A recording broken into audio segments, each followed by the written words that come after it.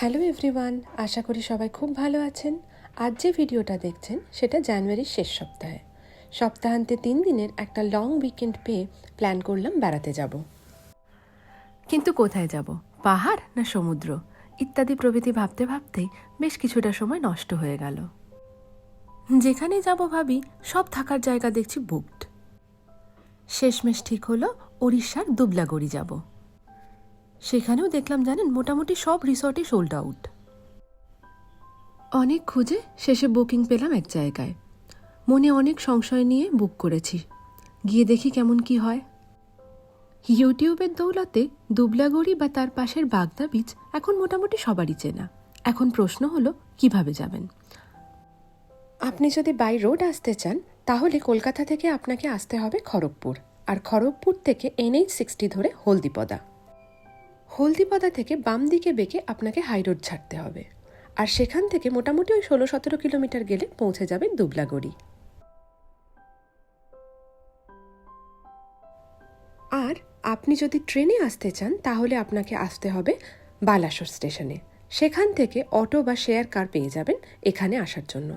ভাড়া শুনলাম মোটামুটি ওই 700 টাকার মতো। সকাল মোটামুটি ওই 7:30 নাগাদ বেরিয়েছিলাম আমরা।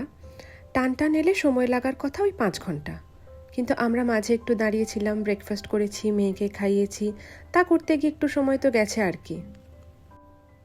পৌঁছালাম যখন তখন বাজে দুপুর 1টা। আমরা এসেছি দুবলাগড়ির দেবস মেরিন রিসর্টে। আসতেই প্রথমে আমাদের ওয়েলকাম ড্রিঙ্ক হিসাবে দেওয়া হলো ডাবের জল। দুবলাগড়িতে দীঘা, পুরী বা মন্দারমণির মতো লাক্সারি হোটেল আপনি পাবেন না, রয়েছে ক্যাম্প বা রিসর্ট। প্রথমেই আমাদের যে রুমগুলো দেওয়া হয়েছে সেগুলো দেখে নিই চলুন। খুবই ছোট ছোট রুম, তবে খাটটা বেশ বড়। একটা জিনিস দেখুন, এসি কিন্তু নেই। আবার পাশের রুমে দেখলাম এসি আছে, তাই বুঝলাম সব ঘরে হয়তো এখানে এখনো এসি হয়ে ওঠেনি। কিন্তু তাই যদি হয় তাহলে কিন্তু গরমকালে এখানে টেকা যাবে না।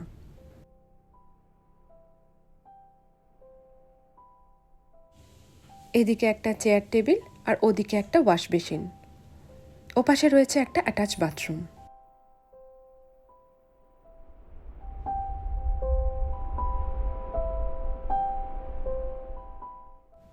লাগেজপত্র রেখে একটু স্নান টান সেরে যাব খেতে, আর যেতে যেতে আশপাশটা আপনাদের একটু দেখিয়ে দিই।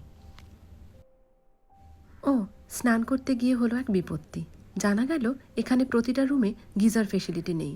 স্নানের জন্য গরম জল লাগলে সেটা হোটেল কর্মীদের বলতে হবে, ওনারা তো রুমে রুমে সরবরাহ করে আসবেন।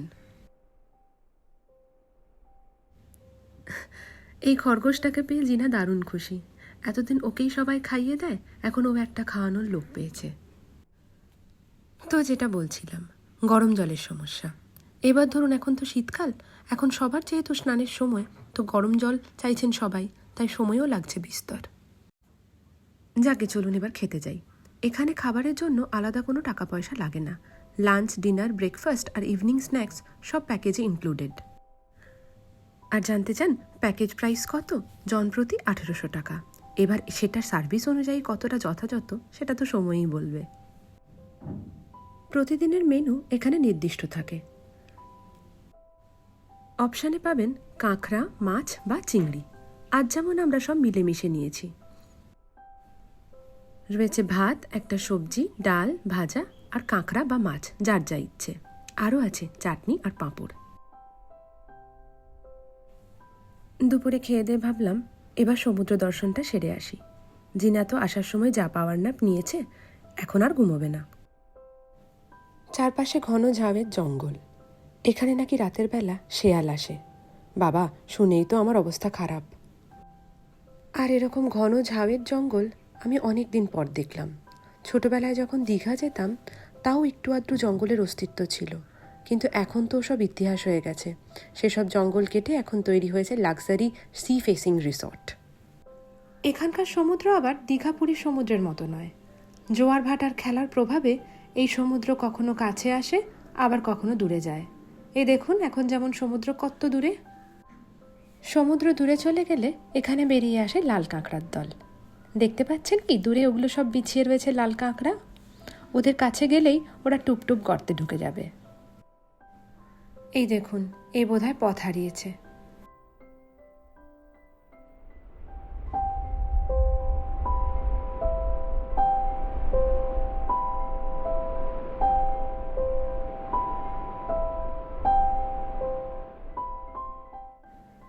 এই যে সর্বত্রই এই এক জিনিস, ভাঙা কাঁচের টুকরো।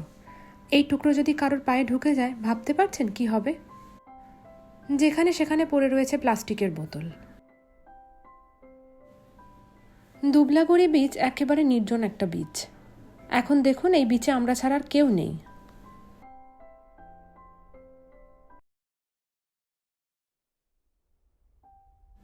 তখন বিচ থেকে বেরিয়ে এসে একটু ঘুমিয়ে নিলাম। মেয়েটাও একটু ঘুমিয়ে গেছিল। এখন একটু রিসর্টটা ঘুরে দেখছি। এখানে তো সন্ধ্যের পর বিশেষ করণীয় কিছু নেই, তবে সন্ধ্যের পর সমুদ্রের জল বাড়ে, চাইলে কেউ ঘুরে আসতে পারেন। কিন্তু ওই যে বলেছিলাম শেয়াল বেরোয়, তাই ওসবে আমি নেই। চাইলে রিসর্টে ক্যাম্পফায়ারেরও ব্যবস্থা করে দেয়, আর আপনি বলে রাখলে বারবিকিউয়ের আয়োজনও হয়ে যাবে। তবে সেটা আপনাকে দুপুরে জানিয়ে দিতে হবে। জানুয়ারি মাসের শেষ সপ্তাহ তো, ঠান্ডাটাও পড়েছে জাঁকিয়ে। রিসর্টের রাতের সাজটা দেখছেন, ভালো লাগছে না?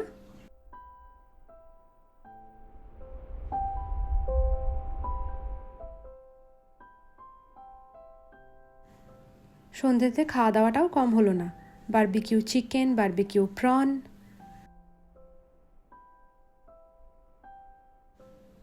আর সঙ্গে রাতের ডিনারটাও দেখে নিন, রুটি চিকেন। আজ আমরা সকাল সকাল ব্রেকফাস্ট টেবিলে চলে এসেছি। গরম গরম ফুলকো লুচি, ঘুগনি আর ডিম সিদ্ধ। অল্টারনেটিভ অপশন যদি চান, তাহলে একমাত্র মুড়িই ভরসা। ব্রেকফাস্টের পর আমাদের হাতে দুটো অপশন ছিল। এক, হয় এখন আমরা ক্রুজ রাইড সেরে বিকেলে বিচে যেতে পারি, অথবা এখন বিচ থেকে ঘুরে এসে পোস্ট লাঞ্চ ক্রুজ রাইডটা সারতে পারি। তো আমরা ফার্স্ট অপশনটা চুজ করলাম। এই ডিসিশনটা নিয়ে আমরা লুজার হলাম না গেনার হলাম, আপনাদের না হয় পরে জানাচ্ছি। দুবলাগড়ির পাশ দিয়ে বয়ে চলেছে বারিপদা নদী, যেটা কিনা গিয়ে আবার সমুদ্রে মিশেছে। সেই মোহনাই আজ দেখতে যাব। আমাদের দেবস মারিন রিসর্টের দুটো ক্রুজ আছে, আর এই ক্রুজ দুটো রিসর্টের গেস্ট অথবা অন্য কোনো ট্যুরিস্টদেরও মোহনা ট্যুর করায়। ভাড়া পড়ে জনপ্রতি 500 টাকা। আমাদের ক্রুজ ছেড়েছে অনেকক্ষণ হলো। চারপাশের সৌন্দর্য দু চোখ ভরে দেখতে দেখতে মোহনার দিকে এগিয়ে যাচ্ছি। দুপাশে হালকা ম্যানগ্রোভ, বেশ ভালোই লাগছে সব মিলিয়ে। যত মোহনার দিকে এগিয়ে যাচ্ছি, সমুদ্র আর নদীর সীমারেখা স্পষ্ট হচ্ছে। আবার সেই সীমারেখা কখনো কখনো বা মিলেমিশে একাকার হয়ে যাচ্ছে।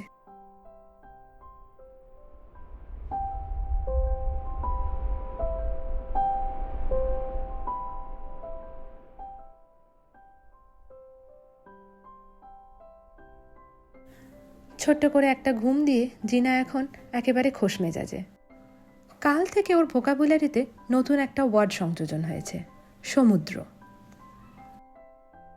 ক্রুজ ভ্রমণ সেরে যাব রিসর্টে, লাঞ্চ সেরে তারপর যাব দুবলাগড়ি বিচ, সেখান থেকে যাব বাগদা বিচ। কিন্তু একটাই মনে খচখচ করছে, তখন তো আবার ভাটার সময়। এসে গেছি দুবলাগড়ি বিচ। এই যে আই লাভ দুবলাগড়ি লেখা। এখানে দাঁড়িয়ে ছবি না তুললে কিন্তু ঠাকুর পাপ দেবে। এখন বিচে তাহলেও লোকজন আছে।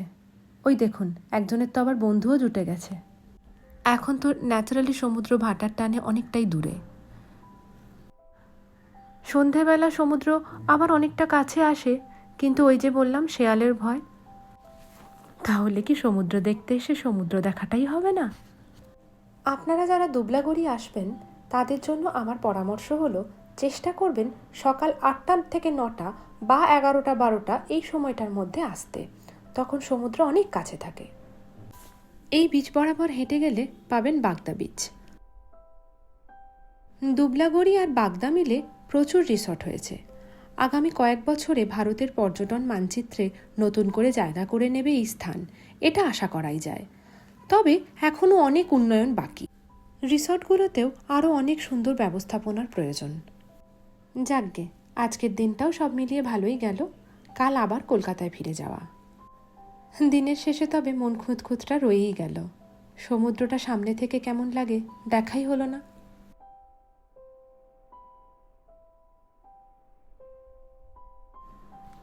কালকে যে মন খুঁতখুতটা নিয়ে দিনটা শেষ করলাম সেটা দূর করতে আজ 7 সকালে উঠে পড়েছি। সব কিছু বাদ দিয়ে এখন যাব সমুদ্রে। ওই তো সমুদ্র। আজ আর নিরাশ হচ্ছি না। ভীষণ ভালো লাগছে এখন। কে বলবে এই সমুদ্রই 2-4 ঘন্টা পরে একেবারে আস্ত ভ্যানিশ হয়ে যাবে। জিনা এখন ঘুমাচ্ছে আর হাওয়াও দিচ্ছে খুব, তাই ওকে আনিনি, কিন্তু বারবার ভাবছি আনলে কত লাফালাফি করতো। আপনি যদি দুবলাগড়ি আসেন, প্রথমেই বলবো দীঘা, পুরী, মন্দারমণির এক্সপেকটেশন নিয়ে আসবেন না। মাথায় রাখবেন প্রত্যেকটা জায়গারই একটা নিজস্ব বৈশিষ্ট্য আছে। দুবলাগড়িও তার নিজের মতো করেই সুন্দর, আর তার এই সৌন্দর্য হয়তোবা লুকিয়ে আছে এই লুকোচুরি খেলায়। তাই অযথা তুলনা না করে প্রকৃতির এই বৈচিত্র্যকে উপভোগ করে যান, নিরাশ হবেন না।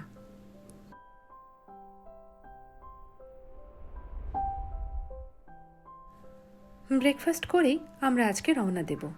রিসর্টের একটা পোর্শন কিন্তু আপনাদের এখনও ঘুরে দেখানো হয়নি। চলুন ওদিকটা যাই, ওদিকে ফার্মিং হয়। আর ঘুরে দেখতে দেখতে আপনাদের রিসর্টের আমাদের ওভারঅল এক্সপিরিয়েন্সটা শেয়ার করি। এক এক করে বলি। প্রথমে বলি রুম ফেসিলিটির কথা। রুমগুলো আসলেই ভীষণ ছোট। ঘরের মধ্যে জিনিসপত্র রাখার পর আর চলাচলের জায়গা থাকে না। আর আগেই বলেছি সব রুমে এসি নেই। বাথরুমেও খুব বেসিক জিনিসের অভাব রয়েছে, যেমন ধরুন গিজার। শীতের দিনে তো এটা খুব জরুরি। দাম অনুপাতে খাবারের কোয়ালিটি ও কোয়ান্টিটি আরও ভালো হওয়া উচিত।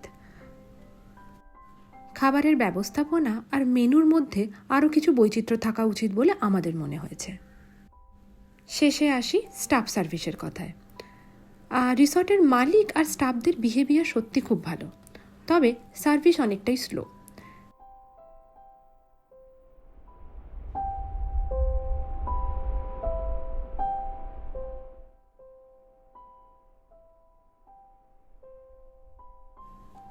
যাই হোক, বলতে বলতে দেখতেই পেলেন চেক আউট করে বাড়ির উদ্দেশ্যে রওনা দিয়েছি।